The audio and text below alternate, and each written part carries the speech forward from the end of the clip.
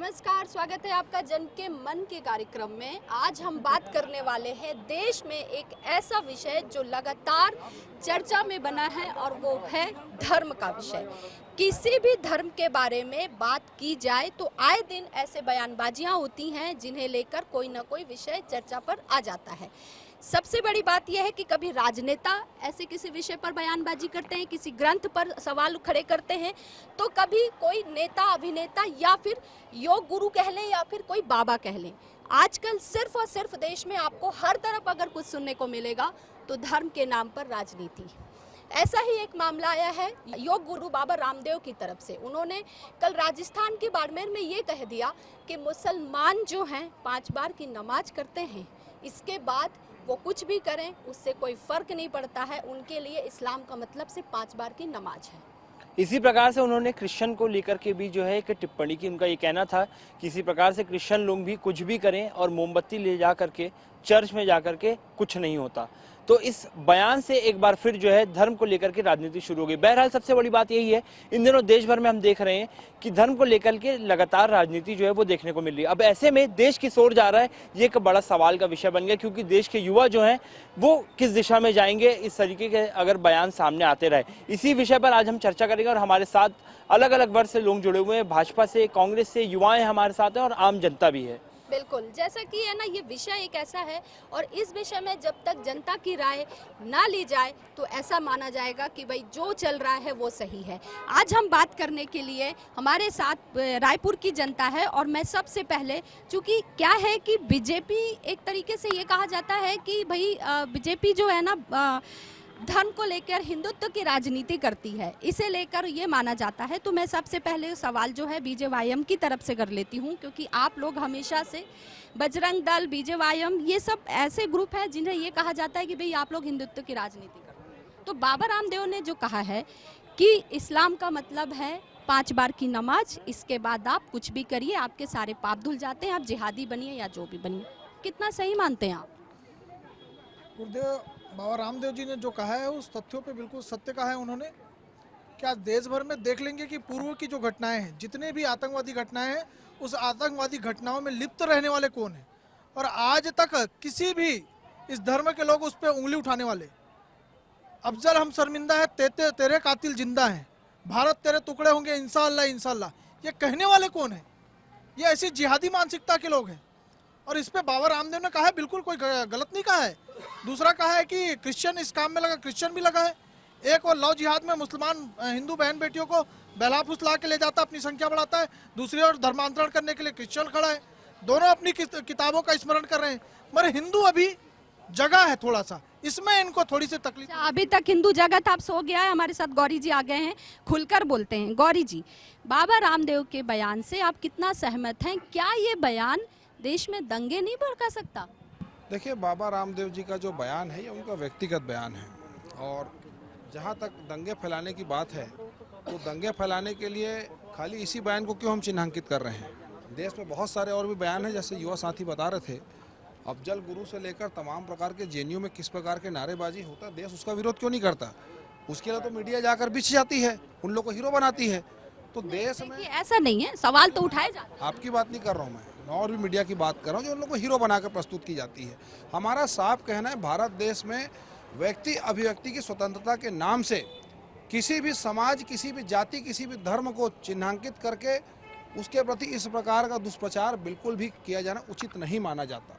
लेकिन जहाँ तक बहुसंख्यक समाज का बात है, तो बहुसंख्यक समाज को भी अपमानित करने का, धर्मांतरण करने का और नीचा दिखाने का जिस प्रकार का दुष्प्रचार पिछले कुछ सालों में हुआ है, आज कहीं ना कहीं हिंदू इसका जवाब देने के लिए खड़ा हो चुका है, मुंह तोड़ जवाब दे रहा है। और इस बात को आने वाले बाकी समाज और बाकी पंथ को भी सोचना होगा, वो तय करें कि किस दशा और किस दिशा में जाएंगे। जिस दिशा में जाएंगे उसका जवाब वैसे ही उनको प्रत्युत्तर के तौर पर मिलेगा। ठीक है, कांग्रेस से अंशुल जी, ये बताइए, आप गौरी जी के जवाब से सहमत हैं? नहीं, गौरी जी के जवाब से सहमत है नहीं है, वह एक अपना आप में खुले मंच में चर्चा का विषय है। लेकिन अभी मेरे प्रथम वाक्यांश में मेरे एक साथी ने अभी कुछ कहा कि जितने भी आतंकवाद होंगे वो मुस्लिम होंगे, जितने भी आतंकवादी जिहादी होंगे वो मुस्लिम होंगे। तो मैं इनसे पूछना चाहता हूं कि आज तक के राजनीतिक इतिहास में, हिंदुस्तान के इतिहास में सबसे बड़ा आतंकी कौन हुआ है? वह किस जाति का हुआ है? भाई साहब, आतंकवाद की कोई राजनीति के अनुसार और सामाजिकता के अनुसार किसी भी प्रकार की जाति नहीं होती। आप जाति पर प्रश्न चिन्ह नहीं लगा सकते। अब मैं आता हूं बाबा रामदेव पे। बाबा रामदेव में आप धैर्य पूर्वक देखिए मैं वही करता हूं, जब किसी की फड़फड़ाती हुई नस पे हाथ रखता हूं तो फड़फड़ाहट उत्पन्न होती है। ठीक है साथी, अभी आप बोलिए। अब मैं बाबा रामदेव पे हाथ देना चाहता हूं। आज देश में ज्वलंत मुद्दा क्या है? महंगाई, बेरोजगारी। देश में ज्वलंत मुद्दा क्या है? महिला सशक्तिकरण। आप भी महिला, आज महिलाओं की हिंदुस्तान में क्या हालत है आपको पता है? इस पर बात ना होकर, वो हमेशा से रही है। हाँ, अभी भी है, अभी बड़ी है। जैसे अभी कहा ना कि हिंदू जाग चुका है, तो मैं तो इनके पूर्वजों को प्रश्न चिन्ह लगाना चाहता हूं कि हिंदू अगर अभी जागा है तो आपके पूर्वज भी हिंदू थे। मेरे आपकी सरकार भी थी इससे पहले। चलिए अगला सवाल, अगला पहले हिंदू जागा हुआ था। कंप्लीट कर रहा हूं। पहले हिंदू जागा हुआ था, तभी के प्रतिलिपि है कि आज हिंदुस्तान में हिंदू की बहुल्यता है, बहुल्यता खड़ी हुई है। और ये कहते हैं ना कि बाबा रामदेव कैसे हैं? बाबा रामदेव सिर्फ और सिर्फ भाजपा के बी टीम है। ज्वलंत मुद्दों को हटाने के लिए इस प्रकार के बलगड़ाने वाले बयान दिए जाते हैं। चलिए, तो बाबा रामदेव बी टीम ऐसा कह रहे हैं। आप पार्टी से भी हैं, हमारे साथ विजय झा जी, आप तो कर्मचारी नेता भी, सभी वर्गों से मिलते हैं। अब क्रिश्चियन को लेकर के, मुसलमान को लेकर के एक बार फिर वर्ग विशेष को लेकर के टिप्पणी हो रही, कितना सही लग रहा है? देखिए, हिंदुस्तान में वसुदेव कुटुंबकम की बात की जाती है, सर्वधर्म समभाव की बात की जाती है। कुछ लोग अनावश्यक सद्भावना को बिगाड़ करके देश को दंगों में झोंकना चाहते हैं। मैं एक स्पष्ट बोलना चाहता हूं, यदि रामदेव जी धोखे से मुस्लिम समाज में जन्म लिए होते तो आज नमाज पढ़ते रहते कि नहीं पढ़ते रहते? यदि कोई मेरा अफजल भाई है, वो हिंदू धर्म में जन्म लिया होता तो रामायण पढ़ते रहता कि नहीं पढ़ते रहता? जन्म से जाति का और धर्म का निर्धारण होता है, उसके बाद उसको बोलना चाहिए। ये बोलने दो। आप आम आदमी बड़ा तकलीफ हो रहा, मालूम है आपको, तकलीफ है बहुत, आपको तकलीफ है। तो मेरा कहने का मतलब यही है कि ये जातिवाद, धर्मवाद, संप्रदायवाद इस हिंदुस्तान को बर्बाद करने वाले हैं। और ये लोग इसी में जितना जातिवाद कर रहे हैं ना, ये लोग उसी में नष्ट भी हो जाएंगे। जो गड्ढा खोदता है उसी में नष्ट होता है। ये हिंदू खतरे में बोलते हैं हर बार, जागने की जरूरत है, आपको लग रहा है ऐसा? कोई हिंदू खतरे में नहीं है, इनकी नेतागिरी खतरे में है, इनका पद प्रतिष्ठा खतरे में है, इसलिए नेतागिरी की बात करते हैं। कहा कि हिंदू धर्म खतरे में नहीं है? कौन मंदिर जाने से मना कर रहा है? कौन रामायण पढ़ने के लिए मना कर रहा है? लाल दुपट्टा लगा देने से कोई हिंदू नहीं होता। हिंदू कोई ठेकेदारी नहीं है कि 500 लोगों का एक पार्टी का हिंदू पर भारत का हिंदू है। आप तो युवा, आपको क्या लगता है क्यों ऐसा बार बार होता है कि धर्म को लेकर के जो है पार्टियां सामने आती, इसको लेकर के राजनीति की जाती है? देखिए, रामदेव बाबा आए थे योग वाले बाबा बनकर, योग गुरु बनकर। उसके बाद वो योगासन करते करते भारतीय जनता पार्टी की बी टीम बन गए। उसके बाद अब बिजनेसमैन भी बन गए। वो योगासन करते हैं और फिर बाद में कुदासन भी करते हैं। जैसा कि आप लोग जानते हैं कि रामदेव बाबा सिर्फ और सिर्फ बौखलाहट में बेतुके बयानबाजी करते हैं और कुछ नहीं करते। ठीक है, इसका सवाल गौरी जी, इसके सवाल का जवाब गौरी जी देंगे। बताइए, कुदासन, भाजपा की बी टीम, सब कुछ। प्रदेश में महिषासुर दिवस मनाने वाले, रावण को शहीदी का दर्जा देने वाले, हिंदू धर्म को कवर्धा में अपमानित करने वाले खड़े होकर यहाँ पर कह रही कि हिंदू खतरे में नहीं है। अरे शर्म से डूब मरो, शर्म भी नहीं आती है। ठीक है। ये सुरक्षा के नाम से कब तक लोगों को बरगलाओगे? प्रदेश की महिलाओं की स्थिति है, बात यहाँ औलाद की आ गई है, तो मैं कहना चाहता हूँ छद्म हिंदू नेताओं से कि पहले अपने पूर्वजों का जाके डीएनए टेस्ट कराएं, फिर बात करें। पहले अपने पूर्वजों का डीएनए टेस्ट कराएं कि आपके सावरकर वाले माफी भी किसकी औलाद है। एक मिनट रुकिए गौरी जी, एक मिनट। गौरी जी, आप एक मिनट भाई, एक मिनट रुकिए भाई। आप बाबर की औलाद कह रहे हैं तो आरएसएस प्रमुख मोहन भागवत कह रहे हैं कि हिंदू मुस्लिम का डीएनए एक है। एक मिनट मैं ले रही हूँ ना, मेरे को सवाल। अरे रुको भाई, रुको। अरे भैया हो, ज्यादा मत बोलो, हो गया, मैं पूछ रही हूँ। आप पहले मुझे ये बताइए कि भाई जब, अरे भाई पहले पूछ लेने दो भाई, 2 मिनट रुको। भाई आरएसएस प्रमुख मोहन भागवत कह रहे हैं कि हिंदू मुस्लिम का डीएनए एक है, फिर कैसे होगा? आप कह रहे हैं बाबर की औलाद और आरएसएस प्रमुख कह रहे हैं हिंदू मुस्लिम का डीएनए। यार दीपक बोलने दो यार, हल्ला कर लो। या तो बाबर कौन था? बाबर एक हत्यारा, एक लुटेरा, एक डाकू था। वो भारत का था क्या? भारत के जो मुसलमान हैं यहाँ के हैं, यहाँ के डीएनए है, उनका डीएनए खोल कर देखिए, किशन लाल और रामलाल ही मिलेगा। कहते हैं, इसे कहते हैं चाल चरित्र चेहरा रीति नीति। जब युवा की बात होगी, जब महिलाओं की बात होगी, जब महंगाई की बात होगी, जब अडानी की बात होगी, जब 2 करोड़ प्रतिवर्ष की बात होगी, तब ये जैसे छद्म नेता क्या करेंगे? हिंदू मुस्लिम की बात करके अपनी छद्म राजनीति चमकाने का काम करेंगे। इसे कहते हैं जनता जाग चुकी है। हिंदू पहले जागा हुआ था, अब जनता बोल रही है। देखिए, जब एक प्रधानमंत्री सिख था, राष्ट्रपति मुस्लिम था, तब नहीं हिंदू खतरे में था, मगर आज इनको हिंदू खतरे में दिख रहा है। गौरी जी एक प्रश्न करना चाहता हूँ। एक बात याद आई, एक हिंदुस्तान में एक व्यक्ति पैदा हुआ, चाय बेचता था, उसे मुख्यमंत्री बनाया गया, और जब वो मुख्यमंत्री बना तो देश के प्रधानमंत्री से कहता था कि महंगाई कम करो, महंगाई कम करो, महंगाई कम करो। जनता ने उसे प्रधानमंत्री बना दिया, फिर वह देश के मुख्यमंत्रियों से कहता है महंगाई कम करो, महंगाई कम करो, महंगाई कम करो। इसका जवाब, उसका नाम बताओ, उसका नाम बताओ। एक मिनट हट जाइए, जवाब ले लीजिए, जवाब ले। बहुत शानदार सवाल। इन्होंने कहा महंगाई कम नहीं हो रही है। पूरे देश में डीजल पेट्रोल कितना कम हुआ? केंद्र सरकार ने कितना किया? इन्होंने क्या 20 पैसा, 30 पैसा, 50 पैसा जेब भरा अपने अधिकारियों का।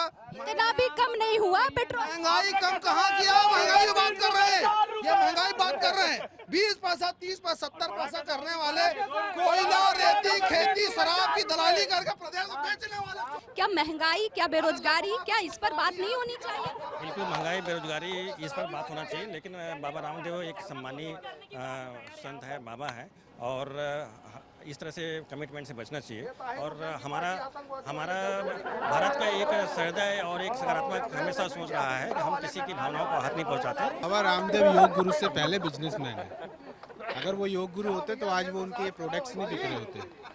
तेल स्वदेशी अपनाने की बात कर रहे हैं। स्वदेशी, तो स्वदेशी में क्या, स्वदेशी क्या अपना रहे हैं आप बताइए ना। ये चीज़ें तो और भी कंपनी दे रही है, रिफाइंड है, स्वदेशी थोड़ी ना। आज वो शो भी रिफाइंड भी आ रहा है, पतंजलि रिफाइंड है, ये सब क्या स्वदेशी है? सब तो वो ये जींस निकाली थी उन्होंने, कपड़े के व्यापार में आ गए, तो कहाँ से स्वदेशी हो गया? क्या स्वदेशी? गौरी जी, आपके लिए आपको एक सवाल का जवाब देना होगा कि अगर बाबा रामदेव योग गुरु होते तो वो बिजनेस ना करते। वो सबसे पहले बिजनेस कर रहे हैं, बिजनेसमैन हैं, जीन्स निकाल रहे हैं।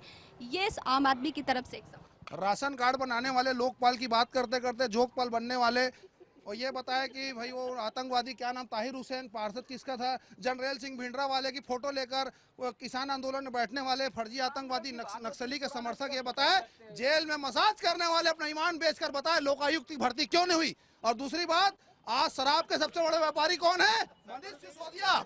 बाबा रामदेव स्वदेशी की बात करते और जीन्स बेच। ये ईमानदारी की बात करते, राजनीति में ऐसा ना व्यवस्था बदलेंगे। आज ईमानदारी का चोला रंगा सियार जैसा इनका रंग उड़ चुका है, इनका रंग उतर चुका है। आम आदमी नहीं, व्यापारी और दलालों की पार्टी बनकर रह गई है ये वास्तव में। ठीक है, हमारे साथ मौलाना साहब भी हैं। अच्छा रुकिए, हमारे साथ मौलाना साहब हैं। चलिए, मौलाना साहब यहाँ पर आ गए। हमारे साथ मौलाना साहब हैं। ने बयान दिया है कि भाई सर, मुसलमान लोग 5 वक्त की नमाज पढ़ते हैं और उसके बाद कुछ भी सवाल करें तो उठ कोई रहा है, बात नहीं है। वैसे ही क्रिश्चियन को लेकर के भी कितना इत्तेफाक रखते हैं इस बयान से? भाई मैं मुकम्मल तौर से उनकी बातों से इत्तेफाक रखता हूँ। सही कहा उन्होंने, सही ये कहा कि भाई नमाज पढ़ें और नमाज पढ़ने के बाद अगर वो गलत गतिविधि करते हैं तो ये तो सरासर गलत है।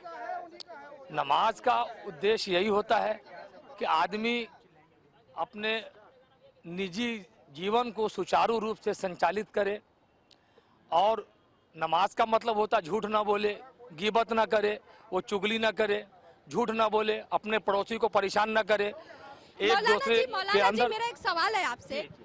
ठीक है, जैसा कहा जा रहा है कि अधिकतर ऐसा क्यों होता है कि मुस्लिम युवाओं का ही नाम आता है जब आतंकवादी वाले मसले आते हैं? नहीं, ऐसा नहीं है, नाम डाला जाता है। और इतनी बड़ी संख्या है भारत में, 35 करोड़ से ज़्यादा मुसलमान हैं। अच्छे लोग भी हो सकते हैं, बुरे लोग भी हो सकते हैं, और मुसलमान हर पार्टी में रहते हैं। भाजपा में भी है, कांग्रेस में भी हैं, आम आदमी पार्टी में भी हैं, और विश्व हिंदू परिषद में भी हैं। भाई हम सारे पार्टी में लोग रहते हैं, अच्छे लोग भी हैं, बुरे लोग भी हैं। अब अच्छे ठीक है जी भाई, वो कह रहे हैं कि हर पार्टी में रहते हैं, ठीक है। अंशुल जी ये बताइए, ज्यादातर ये माना जाता है कांग्रेस जो है कहीं ना कहीं अल्पसंख्यक को सपोर्ट नहीं नहीं, ऐसा नहीं है। मानना ना मानना लोगों की विचारधारा है, लेकिन कांग्रेस जो आपने अल्पसंख्यक की पार्टी कहा है, कांग्रेस सर्वसंख्यक की पार्टी है। कांग्रेस यह समझती है कि अनेकता में एकता हिंदुस्तान की विशेषता वाला हमारा देश है। भारत माता का जो आंचल होता है, जिसमें जब नाना प्रकार के रंग डाले जाएंगे तभी तो विश्व पटल पर वह उभर कर आएगा, यह कांग्रेस समझती है। और कांग्रेस ज्वलंत मुद्दे जो हैं, भारतीय ज्वलंत मुद्दे, चाहे वो महिलाओं की बात हो, फिर युवाओं की बात करूंगा। इनसे आपने प्रश्न किया, इन्होंने हिंदू मुस्लिम फिर वो कर दिया, अभी फिर करने जाएंगे। लेकिन मैं आज आपसे बात करूंगा अर्थव्यवस्था पर। निर्मला सीतारमन जी ने अभी तुरंतकालिक बजट पेश किया और हिंदुस्तान में एक जमाने में 64 रुपए में पेट्रोल मिलता था, आज दूध मिल रहा है। हम की बात करने वाला भारत सिर्फ, अरे मैं आपको बता रहा हूँ, सिर्फ 2-4 लोगों, सिर्फ 2-4 पार्टियों के चक्कर में आज सिर्फ और सिर्फ ऐसा करने के लिए बाबा रामदेव सिर्फ और सिर्फ भारतीय जनता पार्टी के बी टीम है। ठीक है, मुझे आप बता दीजिए जो व्यक्ति विशेष का मुझे नाम बस क्या ये है? बता जब वो दीजिए, मुख्यमंत्री था, बॉटलैंड काउंटर में रात भर रोने वाले कौन लोग थे? सिर्फ वॉलंटियरिज्म बोलने वाले कौन लोग थे? अफजल के नाम से आंसू बस बहाने वाले कौन लोग थे? जेएनयू में जाकर टुकड़े करके खड़े होने वाले कौन लोग थे? कौन वो दलाल थे जिन्होंने देश को बेचा, भारत माता की आंचल को बदनाम किया, देश को गिरवी रखा, शिमला समझौते के नाम से देश को बर्बाद किया? उस आदमी का नाम बताइए पहले आप। एक सवाल का जवाब दे दीजिए।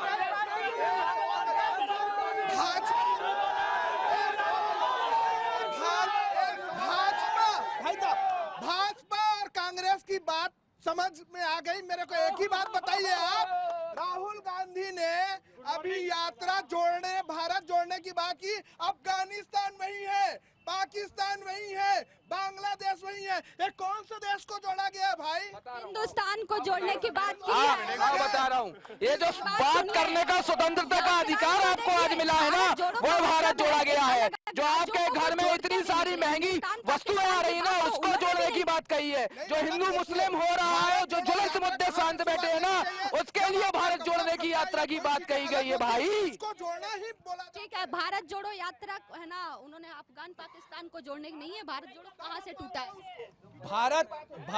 भारत दोस्त, बहुत अच्छा प्रश्न किया है आपने। भारत एक मानचित्र का विषय नहीं है, भारत एक मनचित्र का भी विषय है। जब मन से मन जुड़ता है ना, तब भारत बनता है। भारत एक अनेकता में एकता, ऐसे हिंदुस्तान की विशेषता वाला देश है। उसमें बता रहा हूँ। सवाल सुन लीजिए, जवाब सुन लीजिए पहले आप।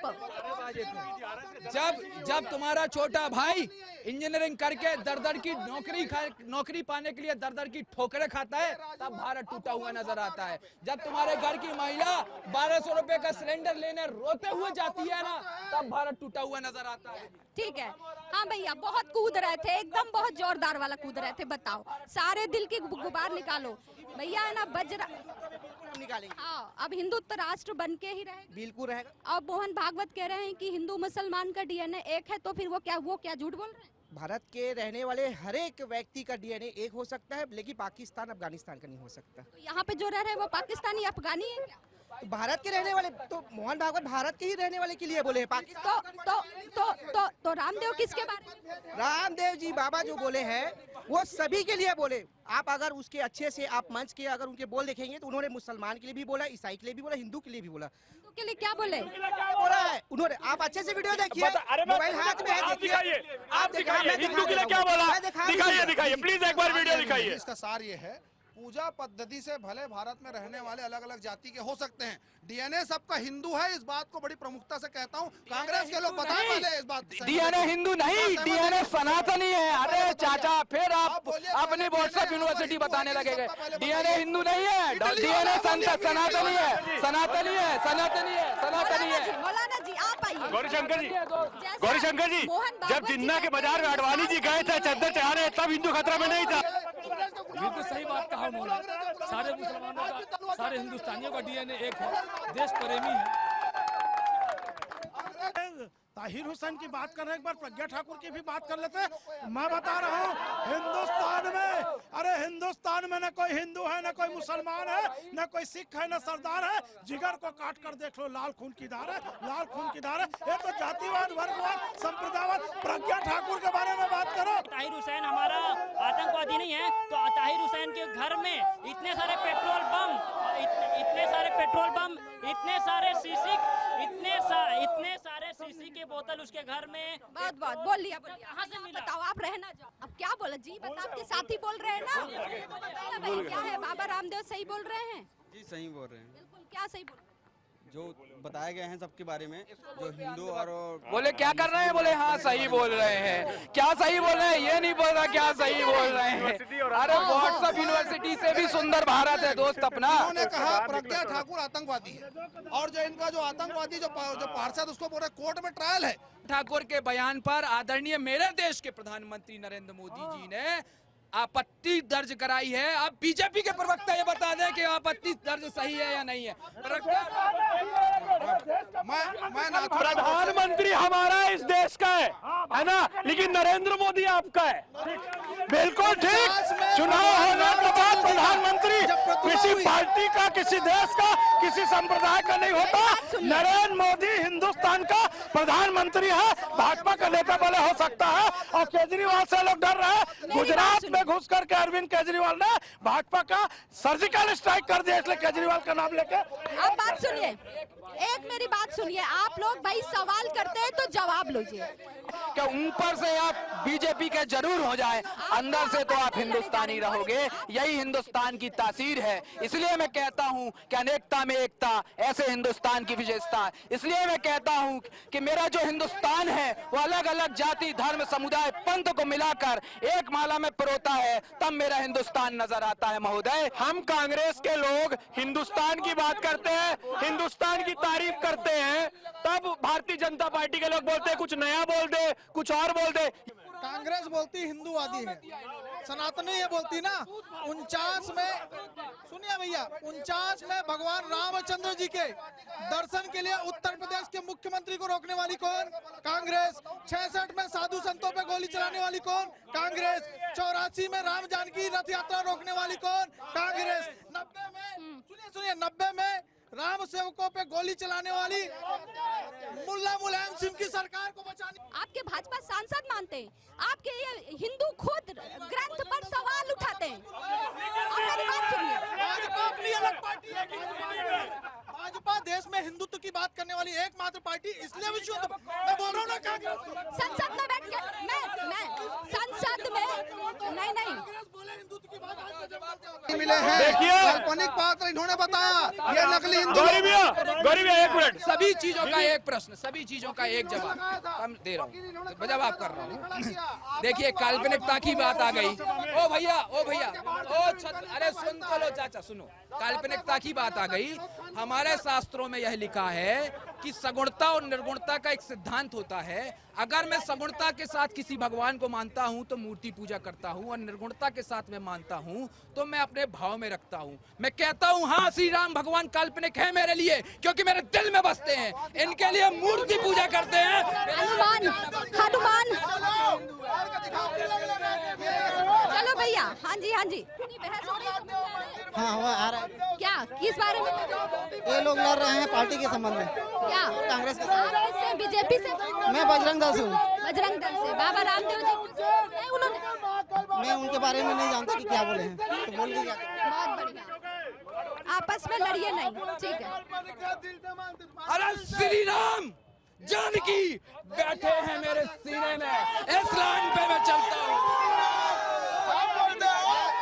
ये भाजपा का प्रभाव है, मोदी जी का हिंदुत्व है, जिसके चलते आज नकली हिंदुओं को भी जय श्री राम बोलना पड़ रहा है। वो कुछ कहना। झारखंड से उधर जॉब करना है, इधर पे रायपुर में, तो अगर नरेंद्र मोदी एक आवाज में पूरा लॉकडाउन कर सकते तो एक आवाज में हम लोग का राशन पानी का दाम क्यों नहीं कम करा सकते हैं?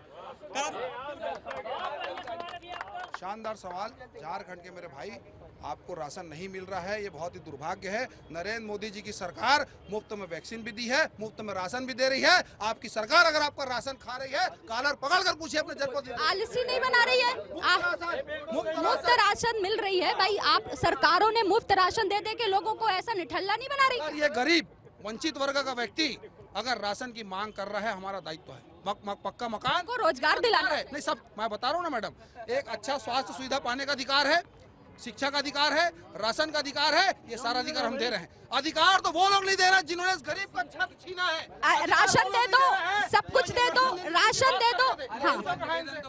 मैं बजरंग दल के प्रांत संयोजक ऋषि भाई से एक सवाल पूछना चाहूंगा। कुछ दिन पहले ये मेरे साथ एक डिबेट में बैठे थे, वहां पर इन्होंने कहा था कि ये भारतीय जनता पार्टी के सदस्य नहीं है।